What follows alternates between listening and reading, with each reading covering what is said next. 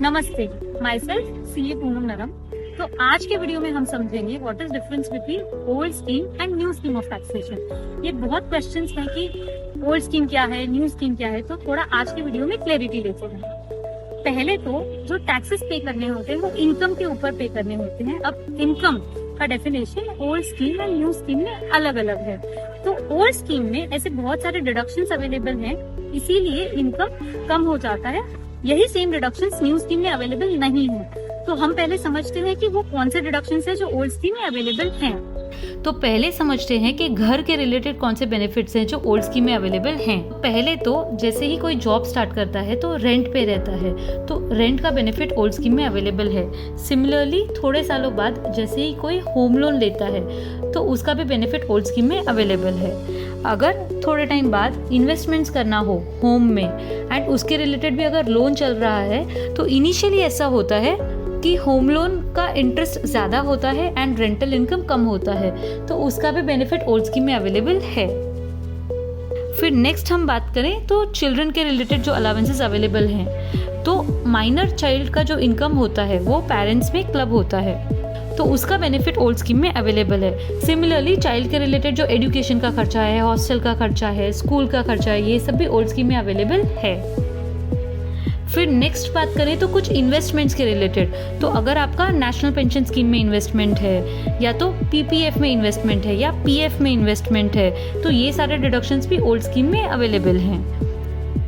अब कुछ डिडक्शंस की बात करें तो जैसे कि life insurance premium, medical insurance, कोई डोनेशंस, ये सारे डिडक्शंस भी ओल्ड स्कीम में अवेलेबल हैं। अब बात करते हैं कुछ और डिडक्शंस की, जैसे कि अगर आप छुट्टी पर हो और उस टाइम पे आप कहीं ट्रैवल कर रहे हो तो उसका भी बेनिफिट ओल्ड स्कीम में मिल जाता है। सिमिलरली ऑफिस में अगर मील अलाउंस मिल रहा है तो उसका भी बेनिफिट मिल जाता है ओल्ड स्कीम में। अगर ऑफिस में प्रोफेशन टैक्स कट हो रहा है तो उसका भी बेनिफिट ओल्ड स्कीम में मिल जाता है।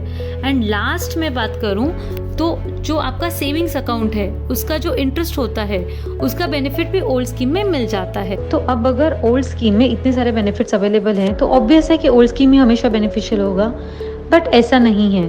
क्यों? अभी हम देखते हैं नेक्स्ट स्लाइड में।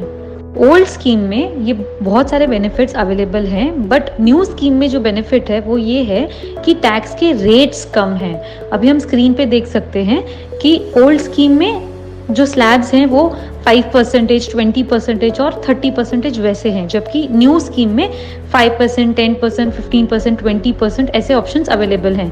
तो अकॉर्डिंगली न्यू स्कीम में टैक्सेस थोड़े कम हो जाते हैं क्योंकि टैक्स रेट्स थोड़े कम हैं। एंड ओल्ड स्कीम हो या न्यू स्कीम हो, 15 लाख के अबव अगर इनकम है तो हमेशा टैक्स रेट्स 30% होंगे, बट ओल्ड स्कीम में 10 लाख से ही 30% का रेट स्टार्ट हो जाता है। तो ये डिफरेंस है ओल्ड एंड न्यू में। न्यू स्कीम में एक बेनिफिट है जो ओल्ड स्कीम में अवेलेबल नहीं है, वो है सरचार्ज। जैसे ही इनकम 50 लाख के ऊपर जाता है तो सरचार्ज एप्लीकेबल हो जाता है। अब सरचार्ज का जो लिमिट है वो इनकम के अकॉर्डिंग चेंज होता है। तो अगर 5 करोड़ से ज़्यादा इनकम है तो सरचार्ज का रेट ओल्ड स्कीम में 37% है।